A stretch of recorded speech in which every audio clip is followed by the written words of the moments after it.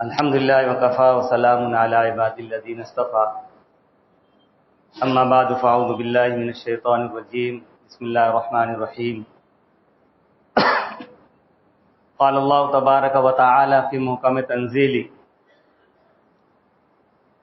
قل هل يستوي الذين يعلمون والذين لا يعلمون إنما يتذكر أولو الألباب وقال أيضا وقل رب زدني علما وقال النبي صلى الله عليه وسلم طلب العلم فريضة على كل مسلم أو كما قال النبي صلى الله عليه وسلم العلم لا يأتيك بعد حتى تؤتيه كلك علم انسان کو انسان بنا دیتا ہے، علم بے مایا کو سلطان بنا دیتا ہے، علم اللہ جسے دے اسے ایمان بھی دے، ورنہ یہ وہ ہے کہ شیطان بنا دیتا ہے۔ میرے قابل احترام بزرگوں، دینی بھائیوں، ساتھیوں اور عزیز بچوں، پہلے آیت کا ترجمہ سن لیں۔ علم کی فضیلت میں اللہ کا ارشاد ہے، فرماتے ہیں اے نبی آپ کہہ دیجئے کیا جاننے والے یعنی علم والے اور نہ جاننے والے یعنی علم نہ رکھنے والے برابر ہو سکتے ہیں؟ یعنی نہیں ہو سکتے، اور بے شک عقل مند ہی نصیحت حاصل کرتے ہیں۔ اور دوسری آیت کے اندر اللہ خود علم کی فضیلت کے اندر اپنے نبی کو کہتا ہے اے نبی کہیے اے میرے رب میرے علم میں ذاتی عطا فرمائے۔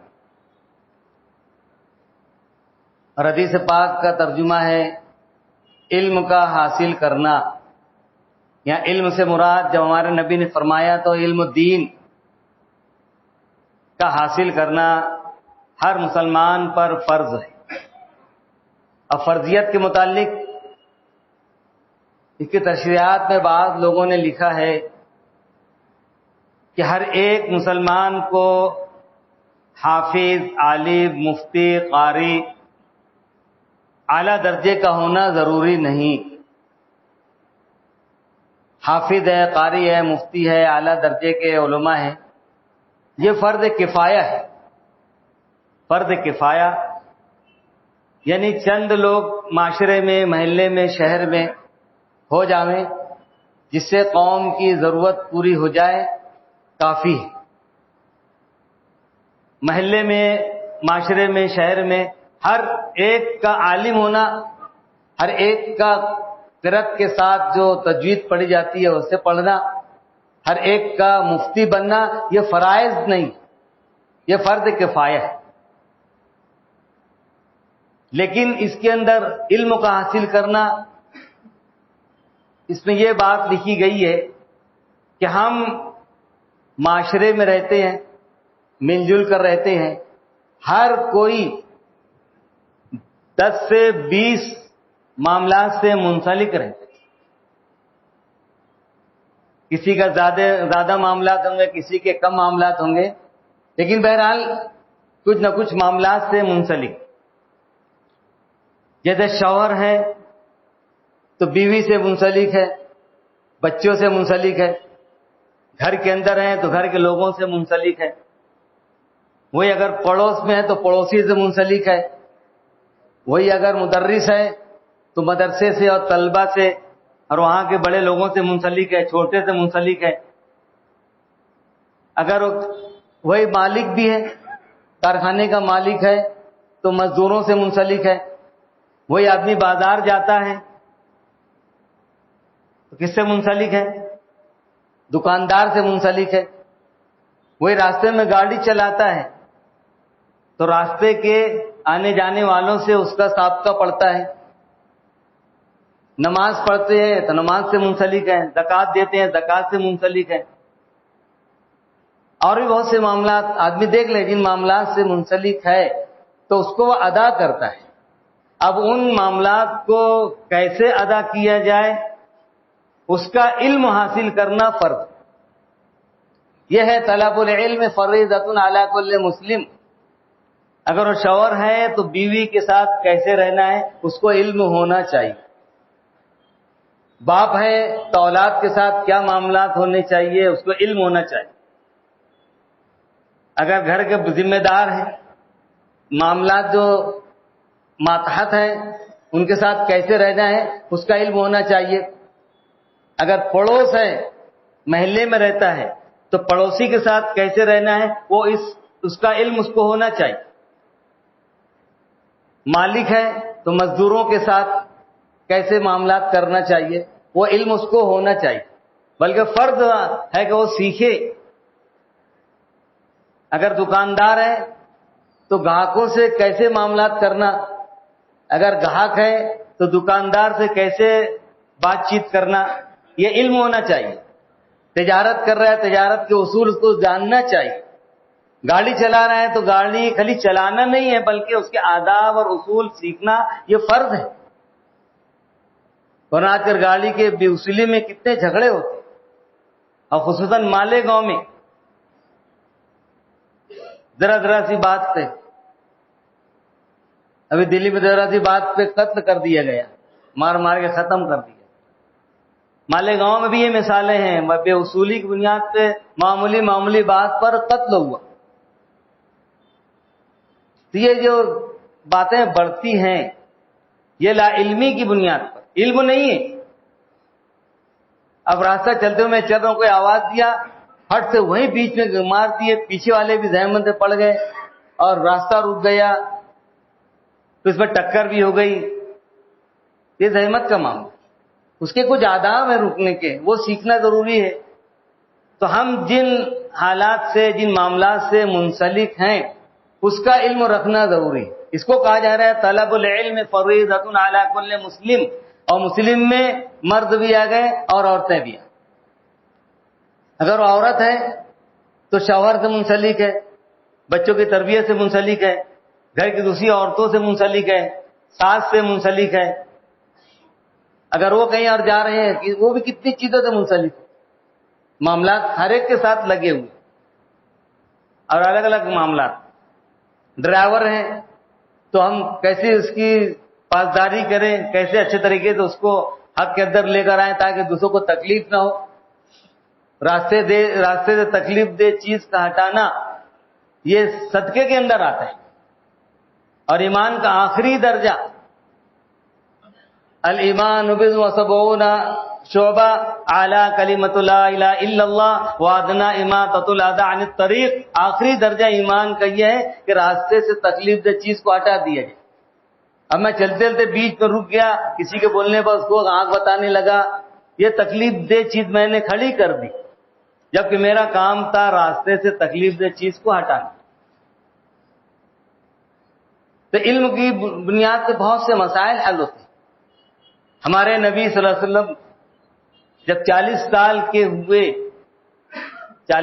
کے ہوئے غار حرا میں اللہ کی عبادت میں کنارے جا کر تنہائی اور یکسوئی اختیار کرتے تھے، وہاں سب سے پہلی جو وحی نازل ہوئی وہ اقرا، پڑھیے، اقرا بسم ربک الذی خلق، اپنے رب کے نام سے پڑھیے جس نے پیدا کیا. حالانکہ آپ کو تنگ دستی تھی، مسائل تھے، مصیبتیں تھی، گھر بار نہیں تھا، دنیا جہاں کی تمام چیزیں کیسی تھی، غربت کا زمانہ تھا. اللہ چاہتا تو اور کیا بول سکتا تھا. نبی سونا مانگیے، چاندی مانگیے، گھر مانگیے، یہ مانگیے وہ مانگیے، لیکن اللہ نے بھی علم کی اہمیت کو بتانے کے لیے سب سے پہلی وہی نازل کی. کیا لفظ لایا؟ اقرا، پڑھیے اپنے رب کے نام سے. علم آئے گا تو تمام مسائل حل ہوں گے.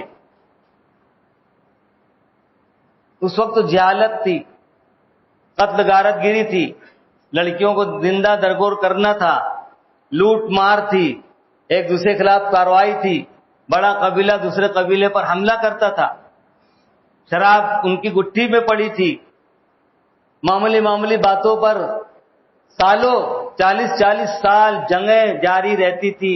جنگ غبرہ، جنگ داعش، جنگ بعاث، یہ جاہلیت کی جنگیں ہیں جو اونٹ پہلے پانی پی لیا، بس اس پہ ایک ہنگامہ کھڑا ہوا، جنگ شروع ہوئی تو 40 سال سر دھونے کا نام نہیں لیتی. جہالت ایسی تھی. آیتیں اتارنا تھی اللہ کو تو ان کو سبق دینا تھا، اے مکے کے لوگوں، قتل سے بچو، لوٹ مار سے بچو، یہ اچھی چیز نہیں ہے، سچائی کو اپناؤ، جھوٹ سے بھاگو، ایک دوسرے کا احترام کرو، لڑکیوں کا احترام کرو، ان کو زندہ درگور نہ کرو. آیتیں اتار سکتا تھا اللہ، لیکن کیا اتارا؟ اقرا، پڑھیے اپنے رب کے نام سے. تو علم جو ہے وہ جہالت کو ختم کرتا ہے. جیسے روشنی اندھیرے کو دور کرتی ہے. آپ کسی پرانے گھر کو اگر آباد کرنا چاہتے ہو، وہاں پہ کچھ کیڑے مکوڑے آباد ہو، سانپ بچھو کا بسیرا ہو، اب وہاں ڈنڈے لے جائیں، یہ لے جائیں، وہ لے جائیں مارنے کے لیے، اندھیرے میں جائیں، ہو سکتا ہے وہ تم کو الٹا پلٹ کے کاٹ لے، تب بھاگیں، ان کا بسیرا باقی. ان کو بھگانے کا سب سے آسان طریقہ یہ ہے کہ ایک 100 نمبر کا لائٹ پہلے لگا دو، اس اندھیرے کو ختم کر دو، وہ جو بچھو ہے، سانپ ہے، کیڑے مکوڑے ہیں، وہ خود بخود بھاگ جائیں گے. ہمارے اجتماعات ہوتے ہیں شہر کے کنارے کیڑے مکوڑے کی آبادی میں، جب کام شروع ہوتا ہے تو وہاں سے وہ اپنا بوریا بستر لے کر آگے بڑھ جاتے. روشنی ان کو پاتی نہیں. تو علم و روشنی، ہمارے نبی کا ارشاد ہے، العلم نور الصبر ضیاء. علم و روشنی ہے اور صبر اجالا ہے. وہاں لائٹ لگا دیجئے. تو علم جو ہے وہ ایک لائٹ ہے. اچھا، یہ لائٹ تو ہم کو ظاہری طور سے دیتا ہے، فائدہ دیتا ہے، لیکن علم ہم کو روحانی اور معنوی طور سے فائدہ دیتا ہے. قرآن نے علم کے فضائل میں اور بھی بہت سی آیتیں پیش کی ہے. ہمارے نبی صلی اللہ علیہ وسلم تو فقہا نے آپ کی حدیث کو باب العلم اور کتاب العلم ایک پورا باب الگ بنا دیا، پورے علم کے فضائل. اللہ کی ذات علیم، عالم الغیب و شہادہ، ان اللہ بصیر بما تعملون. علم کا ایک ذخیرہ جس کی کوئی انتہا نہیں. ہمارے نبی فرماتے ہیں اوتیت علم الاولین والآخرین، مجھے اول اور آخر سب علم دیا گیا. اس کے بعد بھی اللہ فرماتا ہے، نبی فرمائیے، اے رب، اے میرے رب، میرے علم میں ذاتی کیجئے. اس سے بڑھ کر علم کی اور کیا فضیلت ہو سکتی کہ جس کو تمام علم حاصل ہے ان کو کہا جا رہا ہے کہ اپنے علم میں ذاتی کی دعا کی. پھر آپ نے علم کے باب میں کتنی باتیں بتائیں.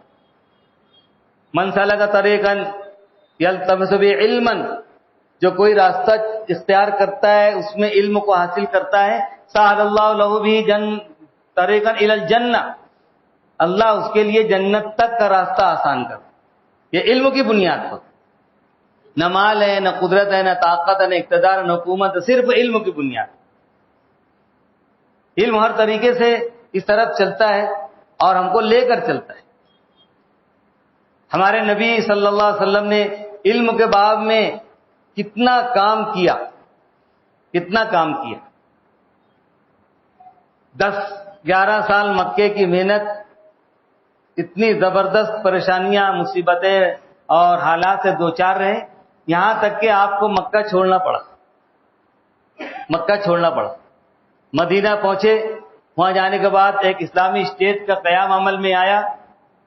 اسلامی اسٹیٹ کے ساتھ کام شروع ہوا. مکے کے لوگوں کہاں یہ سب باتیں ہضم ہونے والی تھی. مکے سے مدینہ 400-500 کلومیٹر کا فاصلہ طے کیے مدینے کے مسلمانوں کو ختم کرنے، ان کی اینٹ سے اینٹ بجانے، ان کا خاتمہ کرنے کے لیے. اور 17 رمضان کو بدر کے میدان میں دونوں قومیں آمنے سامنے ہوئی اور حق باطل کا مقابلہ ہوا. اللہ نے حق کو غلبہ دیا. اس میں 70 غیر مارے گئے، 70 ان کو قید کیا گیا، ان کا مال غنیمت آیا. ابھی حالت سدھری نہیں تھی. صحابہ کرام ایسے لوٹے پوٹے تھے. مکے سے خالی ہاتھ پہنچے تھے، کچھ تھا نہیں. قیدیوں کے مطالبے کی طرف باتیں آتی ہیں، انہوں نے مطالبہ کیا تو کہا گیا کہ قیدیوں میں جو پڑھے لکھے ہیں، علم کی اہمیت بتا رہا ہوں، قیدیوں میں جو پڑھے لکھے ہیں وہ ہمارے نہ پڑھے لکھوں کو پڑھا دیوے، یہ ان کا فدیہ، وہ آزاد. حالانکہ جانے والے گھر چھوڑ کر گئے تھے، مال چھوڑ کر گئے تھے، تجارت بھی نہیں تھی، کچھ نہیں تھا. ان سے مطالبہ کر سکتے تھے تم ان کو پڑھا دو، تمہارا 2 گھر ہے، ان کو 1 گھر دے دو. تم ان کو پڑھا دو، تمہارے پاس 2 لاکھ 1 لاکھ ان کو دے دو. تم ان کو پڑھا دو، تمہارے پاس 2 کھیت ہے، 1 کھیت ان کو دے دو. یہ ضرورت تھی، اس وقت یہ ضرورت تھی.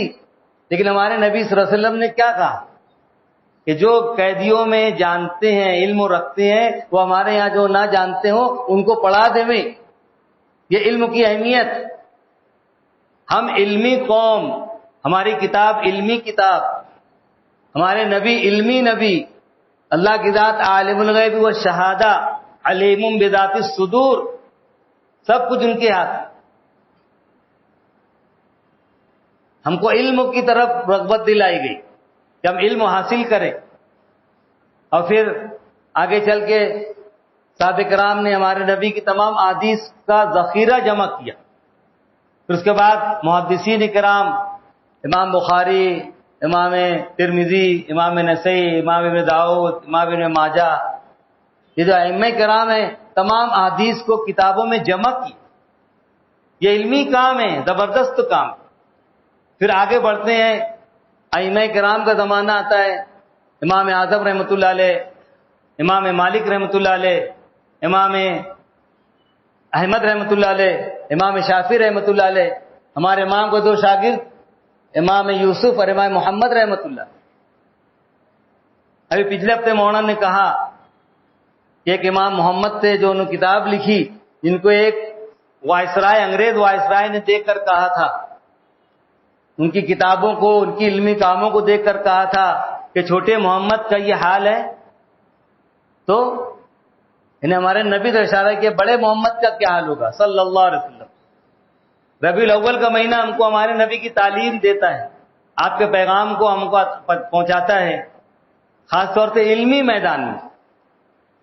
امام محمد رحمۃ اللہ علیہ نے ہدایہ، جو آج مدرسوں میں اس کو شارٹ کر کے 2 جلد میں پڑھایا جاتا ہے، 80 جلدوں میں لکھا تھا. کتنی جلدوں میں؟ 80 جلدوں میں اس کو شارٹ کر کے، اور وہ بھی اتنی بڑی ہے اور قرآن سے چوڑی ہے اور باریک رائٹنگ میں لکھی ہے. ہمارا قرآن تو بہت موٹی رائٹنگ میں لکھا. اگر یہ رائٹنگ میں قرآن جیسے لکھا جائے، میں سمجھتا ہوں کہ سینکڑوں قرآن یہ 2 جلدوں میں آئیں گے. حاشیے کے ساتھ کتنا زبردست کام کیا، علمی کام.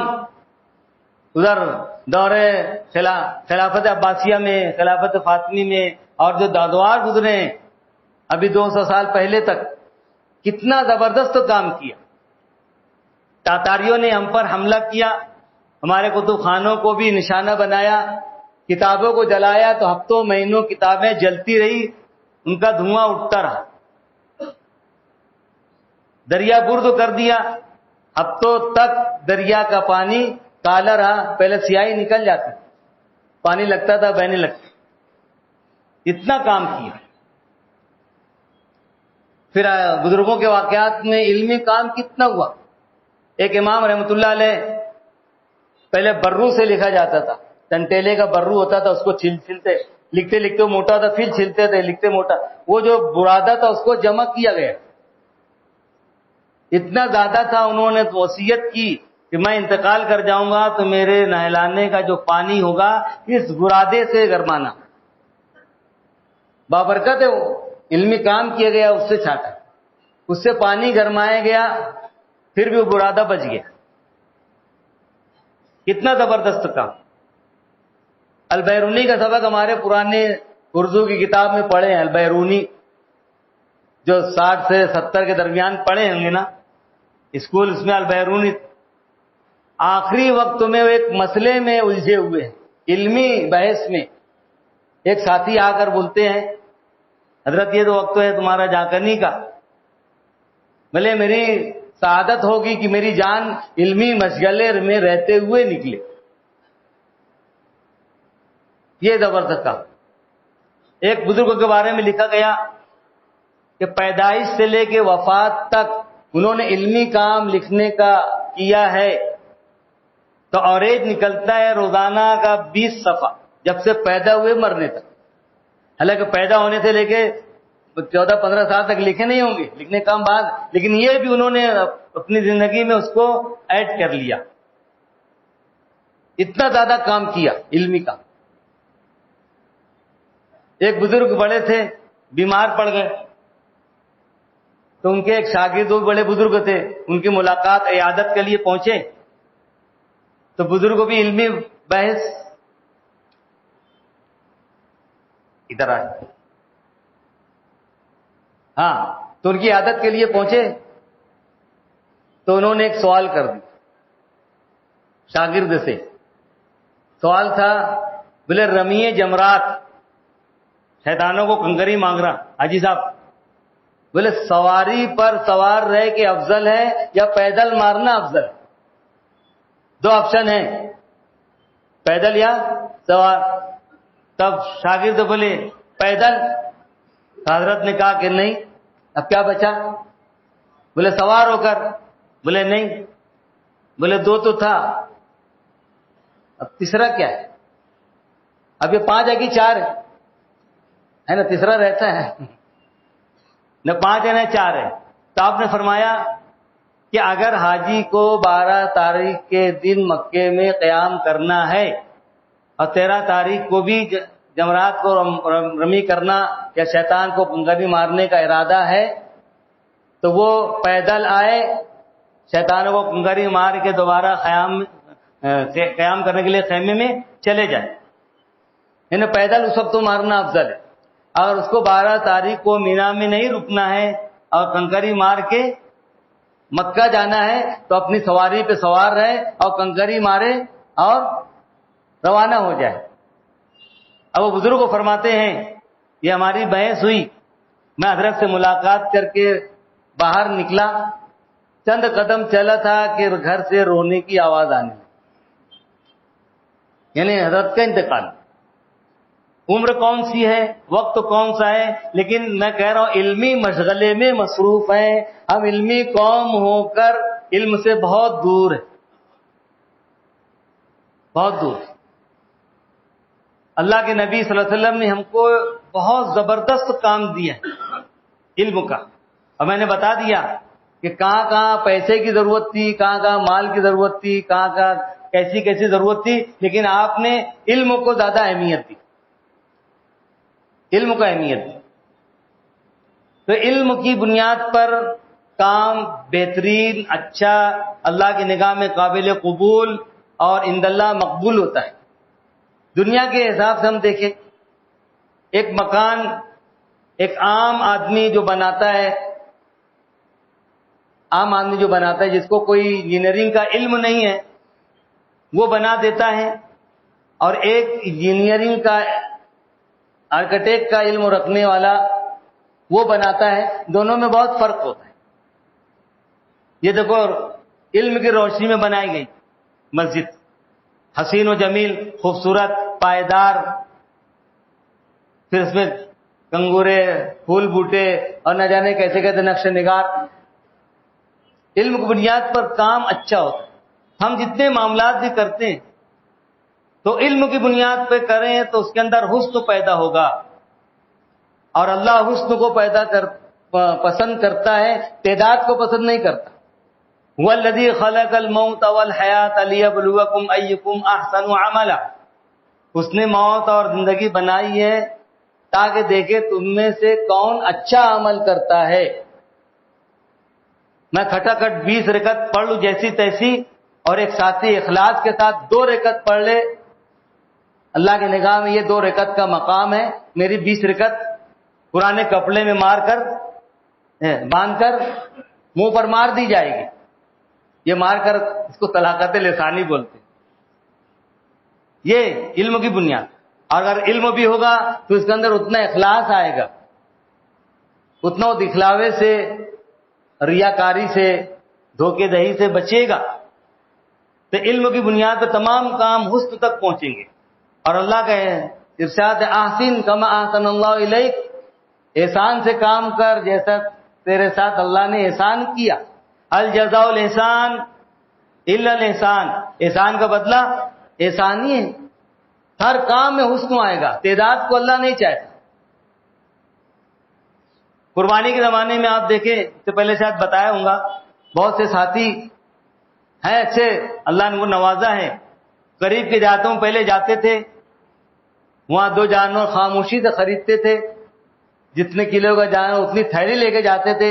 ایک ساتھی کو ذمہ دار بنا دیے، یہ قربان کرنا پہلے دن، اور اتنی تھیلی بھر کے تمام گھروں میں بانٹ. اس کو خالی پتا ہے، اس کے گھر والوں کو بھی پتا نہیں ہے. یہ احسان. اور میں ایک جانور لاتا ہوں تو دنیا بھر کا شور شرابہ، ہنگامہ، دکھاوا، ریا، نمود، ایک کام کی بات، اور ہر کام میں میرے اندر ریا کر. تو اللہ احسان کو پیدا، اور احسان کب آئے گا؟ علم کی بنیاد پر. علم کی بنیاد پر. احسن کما احسن اللہ الیک، فرعون کو کہا جا رہا تھا بندوں کے ساتھ احسان کر جیسا کہ اس نے تیرے ساتھ احسان کیا. حکومت دی، دولت دی، فوج دی، یہ دیا وہ دیا، کیا نہیں دیا. لیکن اقتدار آتا ہے تو نشہ طاری ہوتا ہے اقتدار کا. انا ربکم الاعلی کا دعویٰ کر. وہ علم نہیں تھا جو اس کو سیدھی راہ بتائے. اللہ نے ہم کو وہ علمی نبی دیا جو علم ہم کو سیدھی راہ بتا، ہر غلط کام سے روکتا ہے. تو علم نہ ہونے کی بنیاد پر ہم بہت سے غلط کاموں میں مصروف ہو جاتے ہیں، بلکہ اس کو انجام تک بھی پہنچا دیتے اور اس کے انجام سے بے خبر رہتے. اب جب مسئلہ ٹیڑھا ہوتا ہے تو سوچتے ہیں کہ کیا ہو، کچھ کام ہونے بعد تھوڑا تیر واپس آتا ہے. بولتے نا، گیا وقت پھر ہاتھ آتا نہیں، سدا دور دورہ دکھاتا نہیں. چڑیا چگ گئی کھیت اب کا ہو، بولتے نا. تو علم کی روشنی میں بہت سے کام، اور اس میں ہم نے بہت سی چیزوں کو علم کی بنیاد پر چھوڑ دیا. اس میں 3 مسئلہ بیان کر کے بات ختم کروں گا. علم نہیں ہے. ہمارے بہت سے ساتھیوں کو پوچھتے بھی رہتے ہیں، پیشاب کے قطرات کا ان کو عارضہ ہے، پیشاب کے قطرات ٹپکتے رہتے ہیں. اس کی 2 شکلیں ہوتی ہیں. ایک سلسل بال خود مرض ہوتا ہے جس پر اس کو کنٹرول نہیں ہوتا، 1 سیکنڈ 1 منٹ پہ اس کو کنٹرول نہیں ہوتا، اس کو کہتے ہیں معذور. وہ سلسل بال کا مریض ہے. اگر ایسا کوئی ہے تو اس کو بھی نماز معاف نہیں ہے، لیکن علم نہ ہونے کی بنیاد پر سراسر نماز چھوڑے چلے جا رہے ہیں. ایسے شخص کا مسئلہ ہے کہ وہ اپنی طہارت کر کے آئے، وضو کرنے بیٹھے، وضو کرتے کرتے اس کے قطرات ٹپکتے رہیں گے. یہ وضو مناتا رہے گا، اس کا وضو ہو جائے گا، ناپاکی نہیں آئے گی، کیونکہ وہ معذور ہے. تو کون ہے؟ معذور. اس کو معذور شرعی کہتے ہیں. اس کا وضو ہو جائے گا، آگے نماز میں شامل ہو جائے، اپنی نماز پڑھے، نماز پڑھتے پڑھتے اس کے قطرات ٹپکتے رہیں گے، اس کی نماز ہو جائے گی. وہ کپڑا ناپاک بھی نہیں ہوگا، مسجد بھی ناپاک نہیں ہوگی، اور اس کی نماز بھی ہو جائے گی. مسئلہ سمجھا؟ اس کو کہتے ہیں معذور شرعی.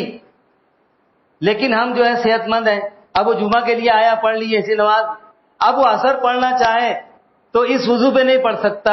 اب عصر کے لیے اس کو نیا وضو کرنا پڑے گا. اور اب ہم چاہیں عصر تک بیٹھے بیٹھے ہمارا وضو باقی ہے تو ہم اسی وضو سے عصر پڑھ سکتے ہیں، وہ نہیں پڑھ سکتے. اب اس کو کیا کرنا پڑے گا؟ اس کو نیا وضو کرنا پڑے گا.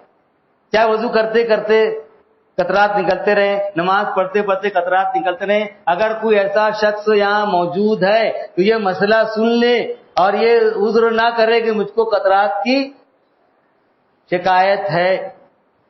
ایک وہ قطرات ہوتے ہیں جو طہارت کرنے کے بعد 10 منٹ 15 منٹ تک آتے ہیں، پھر بند ہو جاتے ہیں. اس کو اختیار ہے، وہ معذور شرعی نہیں ہے، وہ بھی معمولی عذر کا شکار ہے اور اس کو بہانہ بنا کے نمازیں مسلسل چھوڑتے رہتے. تو اس کا ایک الگ حکم ہے. فرض کرو اذان 1 بجے کی ہے، جماعت 1:15 بجے کی ہے.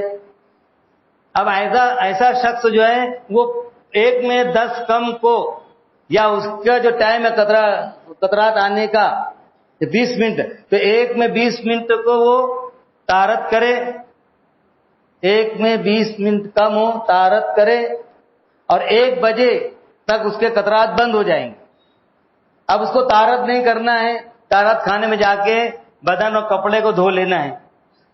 طہارت کرے گا پھر 20 منٹ انتظار کرنا پڑے کہ اس کی عادت ہے، اس کی 20 منٹ کی عادت ہے.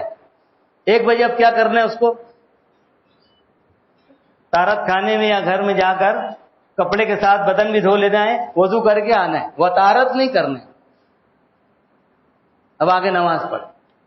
ہر نماز کے ٹائم اس کو یہ کرنا ہے، ہر نماز کے بعد اس کو یہ کرنا ہے، تو اس کا بھی عذر ختم ہو گیا.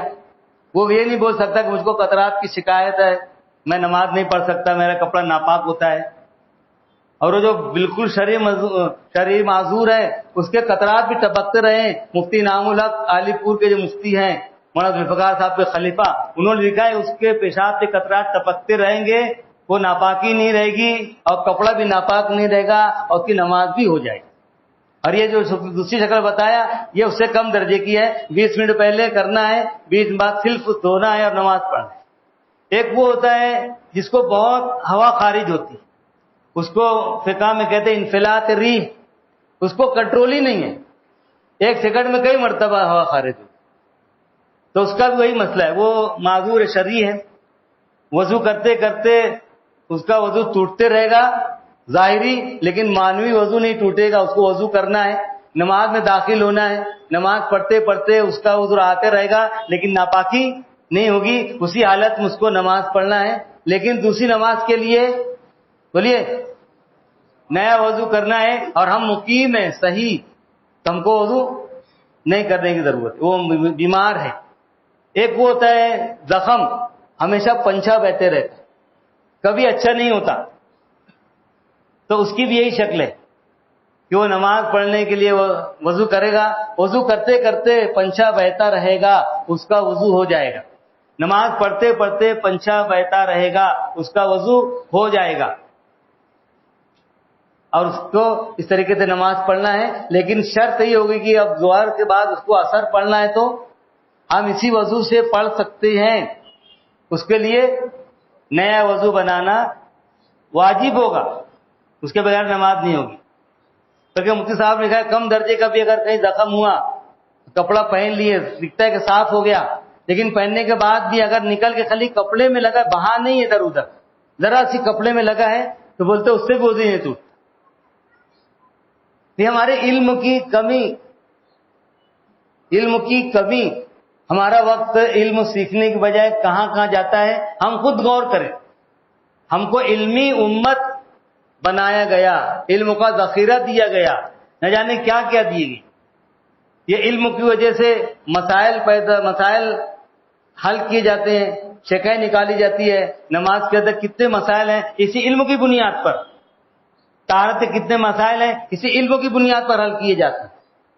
نکاح ہے، طلاق ہے، عدت ہے، اور دوسرے معاملات ہے، تجارت ہے، وبا ہے، وراثت ہے. تب علم نہ ہوتا تو کہاں. تو یہ بہت زبردست چیز ہے. یہ آئے گا تو معاشرے کی تمام برائیاں کم سے کم آدھی برائی تو کم ہوگی. جیسے اندھیرے گھر میں لائٹ لگا دیے، خود بخود آدھے جانور بھاگ گئے، جو بہت زیادہ ڈھیٹے ہوں گے ان کو لکڑی سے بھگا دیں گے. طلب العلم فریضۃ علی کل مسلم، ہر مسلمان پر علم کا حاصل کرنا فرض ہے. ہمارے نبی کا یہ پیغام ہے. یہ مہینہ ہم کو دعوت دیتا ہے. ربیع الاول کا مہینہ ہمارے نبی کی آمد کا مہینہ ہے. ایسے تو ربیع ہمارے نبی کی سیرت سدا بہار، ہمارا مذہب سدا بہار، ہمارا دین سدا بہار، کبھی اس کے اندر خزاں نہیں آئے گا. مسلمان ایک جگہ ختم ہوں گے، دوسری جگہ زندہ رہیں گے. بولتے ہیں نا جہاں میں علیمہ مثل خورشید جیتے ہیں، ادھر ڈوبے ادھر نکلے، ادھر ڈوبے. یہ ہمارا معاملہ ہے. سدا بہار مذہب ہم کو دیا ہے. اگر ہم اس سے غفلت برتے ہماری بہت زیادہ بدبختی ہوگی، ناکامی ہوگی. اور علم نہ ہونے کی بنیاد پر ہم کیسے غلط کام کرتے ہیں. علم حاصل کریں گے ان تمام باتوں سے بچیں گے. اللہ ہمیں علم جو دیا ہے اللہ کے نبی کی طرف سے اس کو سیکھنے اور اپنے اوقات کو اس کو اندر لگانے کی توفیق عطا فرمائے. منع کردہ کاموں سے ہماری حفاظت فرمائے. کہنے سننے زیادہ عمل کی توفیق عطا فرمائے. آمین. سنت ادا